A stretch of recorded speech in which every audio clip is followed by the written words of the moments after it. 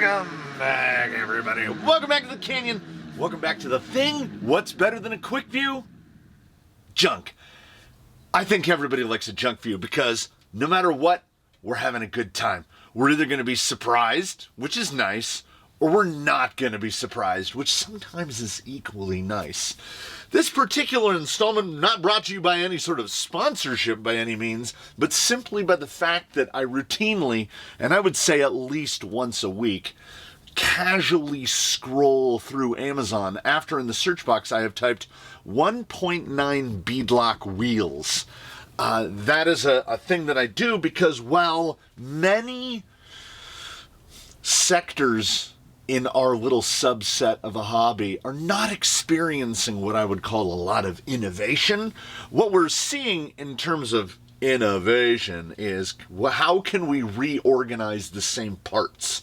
What I'm seeing when it comes to a lot of rock crawlers now in kit and RTR form is, do you know those Lego sets that are 3-in-1?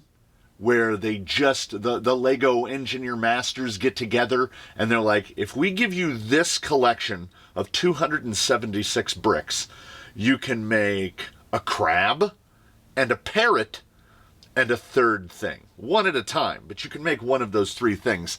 It seems to me that that's what the current run of vehicles are. Element didn't make anything else. Then they came out with the XF and they didn't give it to anybody. And then they waited 2 years and made the Builder's Kit 3, which is a Builder's Kit 2 with an XF gearbox in it. They could have given us that 2 years ago. You know, Traxxas comes out with the clipless TRX4 Sport, which is just a TRX4 Sport with the clipless bodies that they'd already been working on in other applications. They all do it. They're all guilty of it. But you know who's not guilty of it? The factory's just endlessly churning out beadlock wheels somewhere in the Far East. So I was indeed searching for beadlock wheels, and I found a set that I thought I liked the look of. It isn't actually, this is 2 sets of wheels. We've been kit bashing wheels. So I kit bashed 2 sets of wheels together. I don't know. On the one hand, kind of busy. On the other hand, I kind of like tritones. You don't see a lot of tritone wheel builds out there. So the only way to get, I basically bought a set of wheels just because I wanted these beadlock rings with IFRs. The only way to find them was in a combo with the tires attached, or so I thought. Because when I saw them with the tires attached, I thought, uh-oh, we've got a rock terrain crawler tire MT clone. And for those not familiar, I got one right here. There you go. There you go.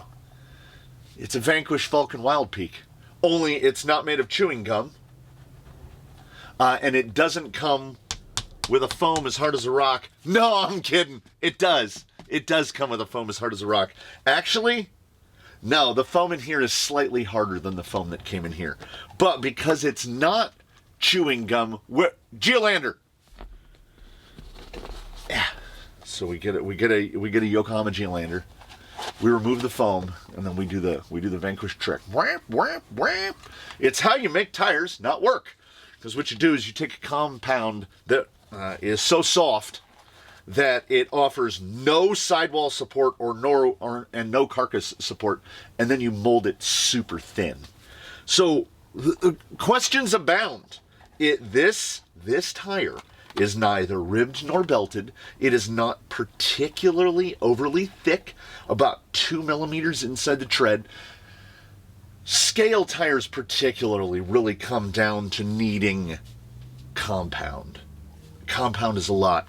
The Geolanders, where's the other guy?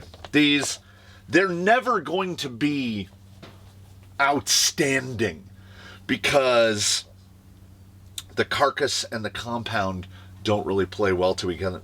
That sidewall is like 1.5 millimeters thick. People rip them all the time. And then this one, the sidewall is so thin, it feels like a membrane that they have to put a foam in it that's harder than the foam that comes in the middle of a lot of 2 stages. So you get what you get. So we've got this guy, more of a traditional, typical thickness of the tire. They are very small. They're basically the exact same size. Like they've copied them extraordinarily well. This is no insert. We can't run this. We might be able to, actually, you might be able to get away with running that in the actual Vanquishes because it's a little bit softer than the foam that actually comes in the Vanquish. So to the rescue, the Injora silicone, as Injora makes inserts for tires in that like 36 millimeter width. So they are a near perfect fit.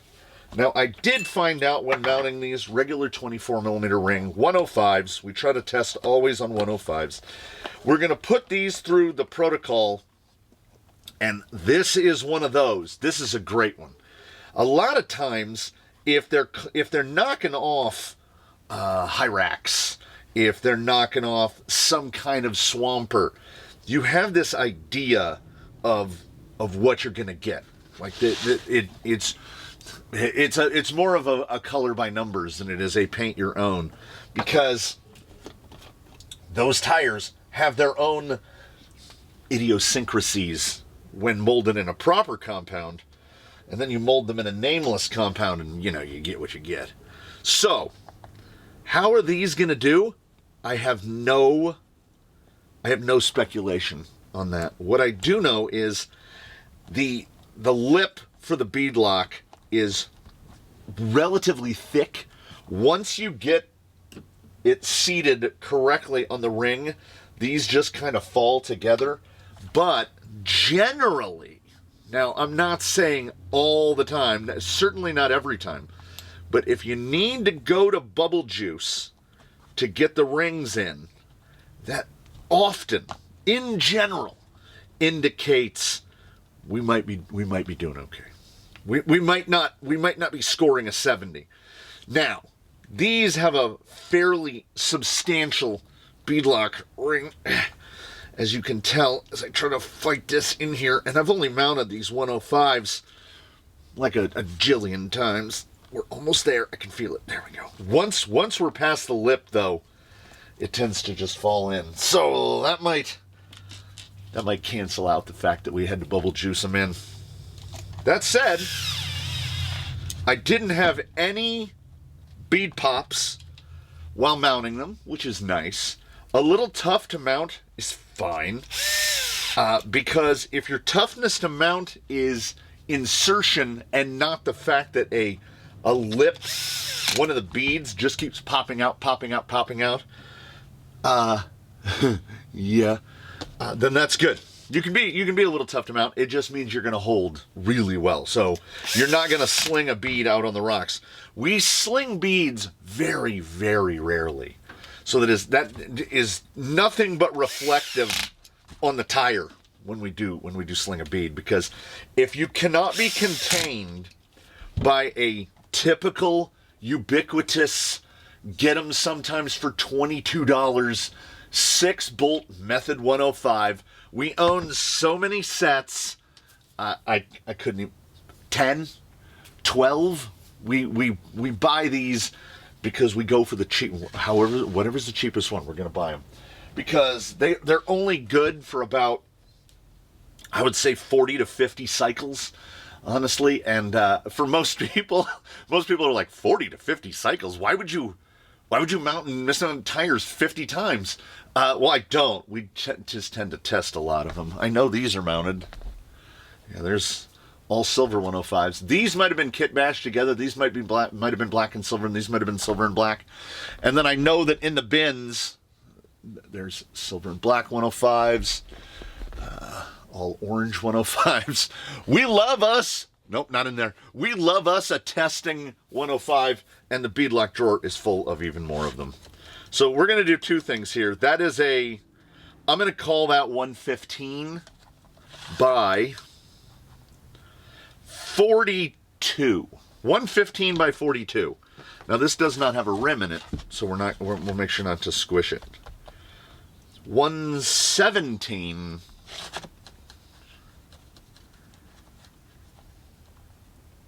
42. So the foam The foam, I mean, it's barely noticeable. The foam is pushing this out slightly higher. What is 115 in the units of freedom? That's just over 4.5. We do love a 4.5. So it's going to break our hearts. We just learned from that alone. We will be heartbroken at the end of this because 4.5 is where I think tires want to be for a portal. Our test rig is not portal, but what we would love to have and is not going to be given to us is more tires in that 4.5-inch range. I also think that, performance aside, cosmetics alone. So we have a tire just over 4.5. I would direct you to turn your attention to, like, look how good that size of tire looks. It's also going to have a slightly improved CG, not hugely, but it's going to have a reasonably improved CG. We've got a super nice fitment there. Everything about the fitment and the mounting of these tires is good, which means fatal flaw is going to swoop in and get us. Scale tires are scale tires. After a while, all the treads start to look the same. If you didn't know tires, which one's the Falcon and which one's the Yokohama? You see what I'm saying? Like, one is bigger, but say you could only see that. Which one is which? I mean, there is some differential to the lug, but I mean, let's be truly honest about it. Not a lot. Let's throw a third one in there. I mean, I thought I had one more. I thought I had the, are they on a vehicle? I thought I had Baja Boss. I do. All right, yeah, I mean, it's just variations on a theme. There you go. Choose your fighter. And then it's just different color hair on each of the fighters. So we have, as I said, a lot of reliance on compound, and I don't think we're going to get much in the way of compound. But again, circling right back around, that's the beauty of the Junkview. They might be okay.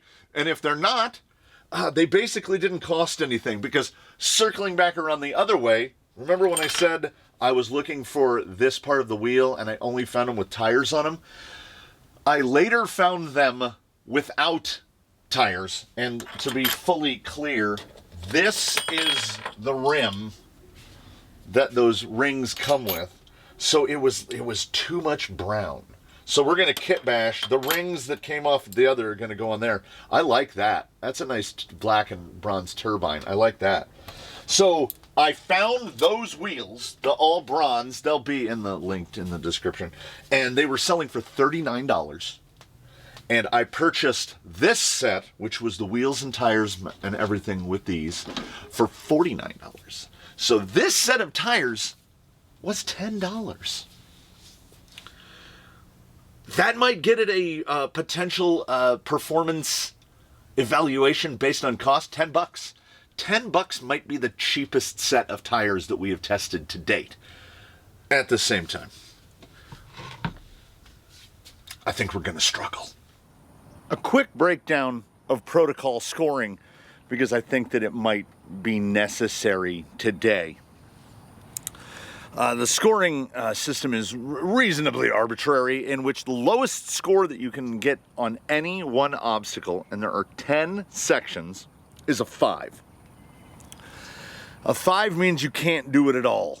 Then we have a 7.5, which is the tire can just do it, but not well nor repeatably.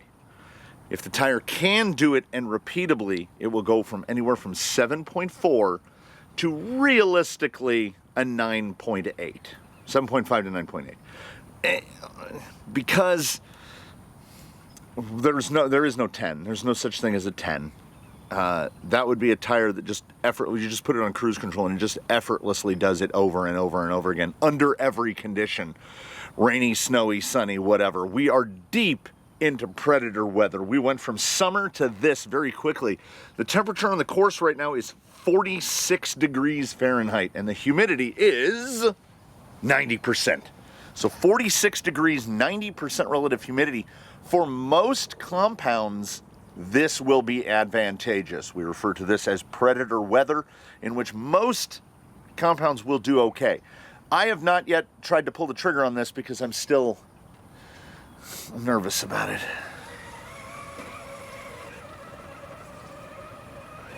Okay, once again, predator weather. We do have to take that into consideration. But that was a straight cut there, fake Wild Peak. Okay, good amount of lug noise there. Can we swing the front end? Yes, we can. Can we pull over the lip without the big shuttle? No. Gets right there, gets past quite a bit of hop. Okay. We're definitely not threatening the top echelons, but at the same time, $10? We'll go this side. Okay. Yeah. Again, I think that this is the strength of the 4.5. We need to see more 4.5s. Get the cruise control set usually somewhere in the low 30s. No, we'll go a little higher. They're a little smaller. Okay, cruise climb. Or we let it do. We let it eat. I just kind of want to see where it goes. It goes way down. Yeah. 70 grams on the silicone inserts each. So when they get upset, they can get quite upset. Okay, that's pretty good. It's pretty good. Quite a bit of noise out of them. The whole time I'm just thinking, in Amazon terms, $49 for the wheels with the tires on them, and then silicones are like 15 to 20. So this guy is rolling on, well, would be. Pretend the 105s aren't there and pretend that the bronzy brown root beer colored wheels are on there. You're talking $60 all in. Under that cost benefit analysis, these are doing already, let's see, how's it going to hold? These are doing significantly better than one I would have anticipated. By one, I mean me. I don't know if anybody else is as surprised, but I certainly am. So in the spirit of ever-continuing interpolation, we will consider the conditions. Nice. Little bumper, little bumper. Ooh. Oh, come on. Quite a bit of hop, load and unload from the insert. That's all right. It's not astonishing, but this is not our first foray into, hey, here are some cheap beadlocks. We're gonna give you some tires on them. You see it a lot with the fake Hyrax, with the ubiquitous Super Swamper Rocks tire.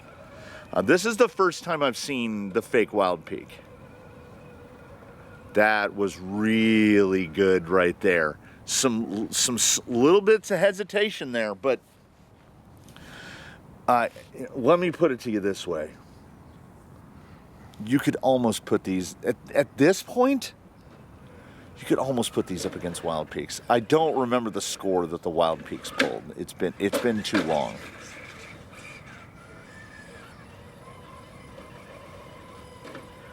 Yeah, they don't have the compound that you're going to get from Vanquish, but they do have a carcass that agrees more to the compound that they are made out of. Did we do a gut shot? Yeah, we did a gut shot and it was okay. Fluke? Fluke or real? Real. I will be. Now, thoughts are being actively thunk. Are these gunning for the Fusk, for the fake Tusk? These are looking good. I do think that there is some small but worthy of mention advantage to 90% relative humidity. Not so much the temperature, but the humidity. It means when we drive out here across the flats, stuff is indeed sticking to the tires, but I think dirt over dust. I think dust can be a problem. Dirt doesn't tend to be slippery. Dust can be quite slippery. We gonna load or are we gonna stay down? I'm leaning in a little bit. I mean, if it will allow me to manipulate and maneuver, positive. Let's do it. Let's do the comebacker. Cut high side, a little slippery.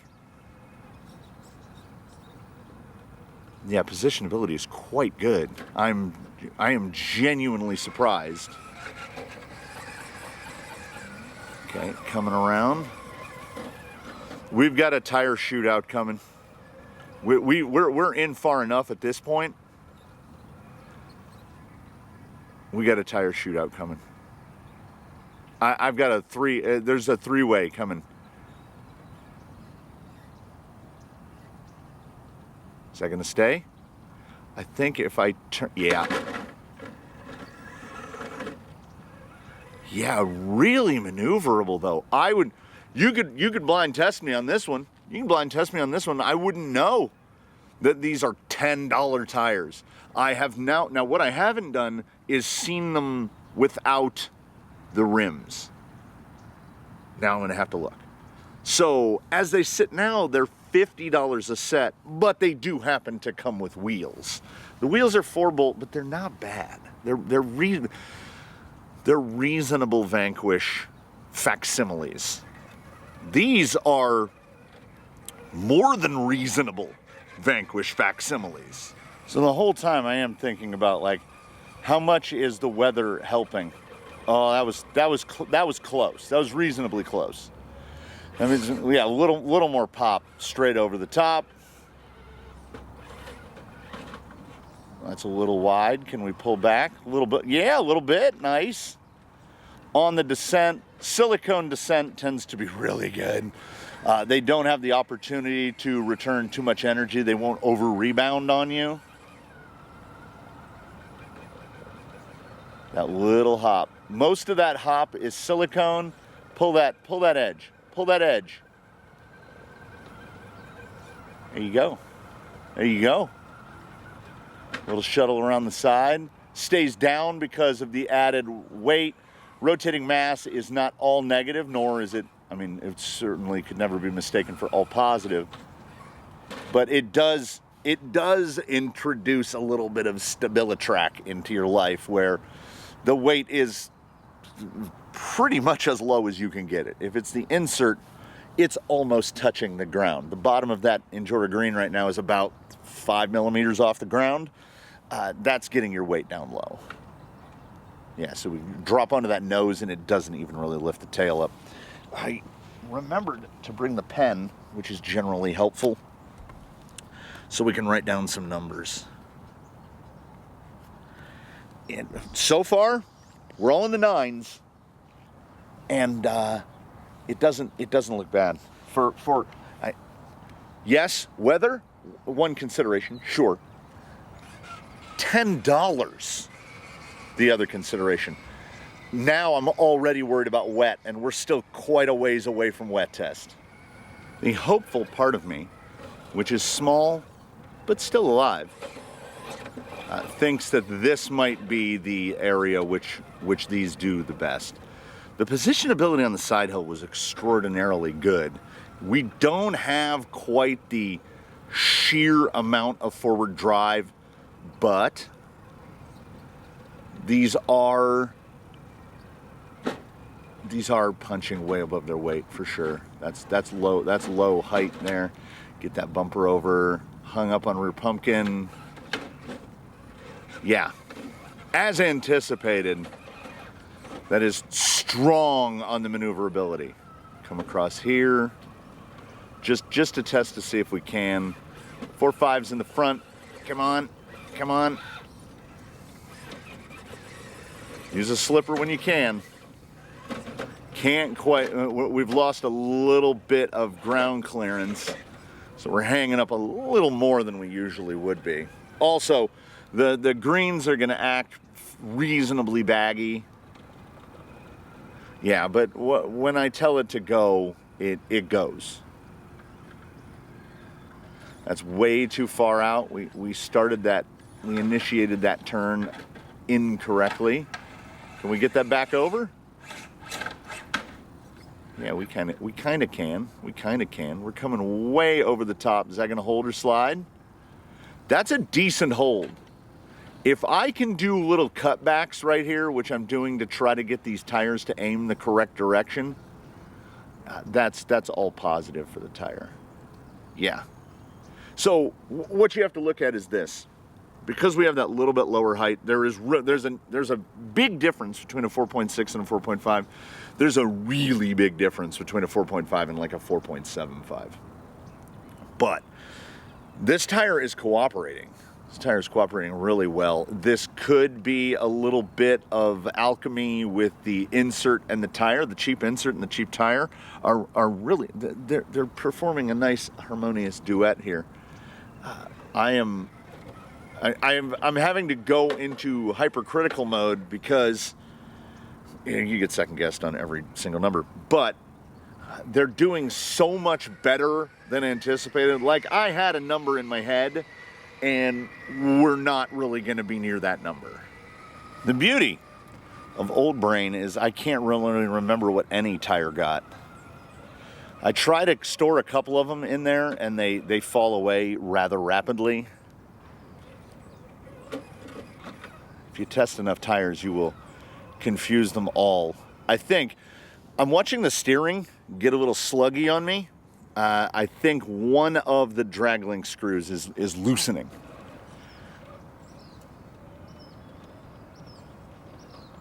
Ooh, don't shuttle. Little drop back. Really good. Really good. There's a tire that I did review recently that I gave a score that people disagreed with, and I think this tire is doing better than that tire. That tire is in the head-to-head with this for sure. Economy Showdown. Oh, that's strong. That's properly strong. We had to interpolate on that test a little bit, and I think that interpolation did not work. They need to be side by side, and that's the type of thing that happens. Yeah, that's really good. So let's see if we can we donkey? We can. That's just the nature of silicone. So what you're trying to look at is how much bump do you actually need to get the tire to go where you want it to go. And this is a medium bump tire. There are some tires where it's literally like 10% more throttle and they just scoot onto where you're going. These are more of a medium bump. That's a pretty good bump though. The ground's a little tighter thanks to dew point. Let's do another Reverto. And silicones are not the best at this. Yeah, we got a little out of shape. We're kind of cutting through the top layer. One more reverse, then we'll do a forward. Yeah, if you catch it almost down, it's just popping right back over for you.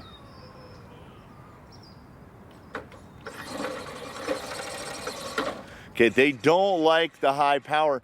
Better on a medium to low power bump. Let's try the whip. Try one. We'll get a whip in here. Yeah, just kind of pop it. These will rock themselves over. That is an above average self-right. Yeah, but they definitely like reverse more than forward. And it varies tire to tire.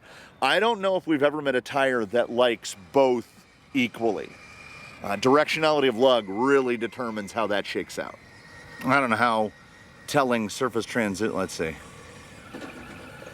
Oh, maybe we can get something out of it.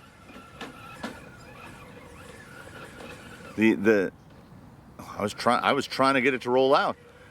Dew point has really packed in the dirt hill here at Teardrop.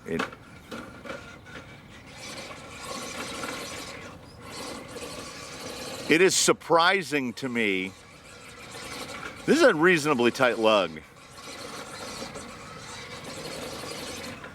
It is surprising to me how well these are managing. Though, we might be, roll it for me, we might be optimized into predator weather here. I can't really get it to get loose enough. So I'm just watching, like, I'm watching for push. How much is the front end pushing? But it really isn't. It's 11% under driving baseline. Normal stealth stuff. I never feel like the rear is out driving the front. Yeah, we can do those little pull-ups. There's far more forward grip. I don't know how I did that. There's far more forward grip than I would have anticipated. And as you can see from there, well, hey, we framed that pretty well. Not a lot of load in the tires. The conditions may be over perfect, but we're not going to fault a tire for that. We have this opportunity to confirm the surface transition score as we drove through the dewy earth on the way over here. Can we pull up over there, or are we going to shuttle all the way?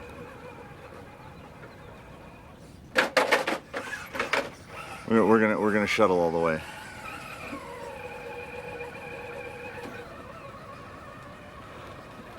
Honestly, better than I expected. We get the bigger chunks cleaned off, and it's pretty okay. Here is the wet. Don't know if I've ever done that before. Here is the wet line. We come up between these markers right here. Okay, we're getting okay. It's we're bleeding tenths here. I don't want to hit that last marker. That marker is not adhered. We find the line. The line is good. That is strong through there. How?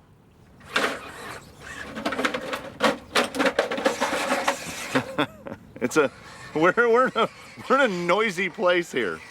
So we'll just get a little bit of the juice on there. All right, this is kind of a pass fail. Nah, it isn't. It isn't. Surprisingly good. I mean, unless they completely fall apart when wet. And okay, okay, easier side. We'll go easier side. I want to see one pass on it. Okay, there you go. There you go. It is maybe about the usual. We have a high drop and a low drop. The low drop is losing about a tenth. Every once in a while you get a compound.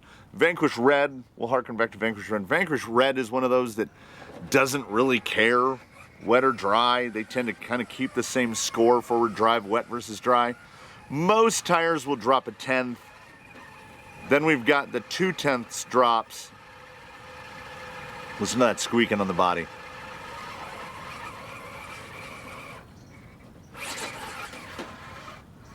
I would put these in the 2/10 drops. You got to use a lot more steering input to get through, but in terms of an Amazon tires wet performance, this is really good.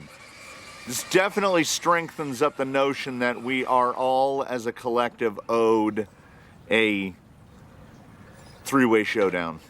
We'll get right. Yeah, it looks pretty good. With dropping the couple tenths on wet, 2/10 down off of the dry score. Yeah, wait, hold on, hold on. Yeah. Okay. 2/10 off of the dry score, and the initial forward drive was not that low. I mean, was not that good. It was also not that low. So we end up with a 94.3, and I think that is a reasonably variable score.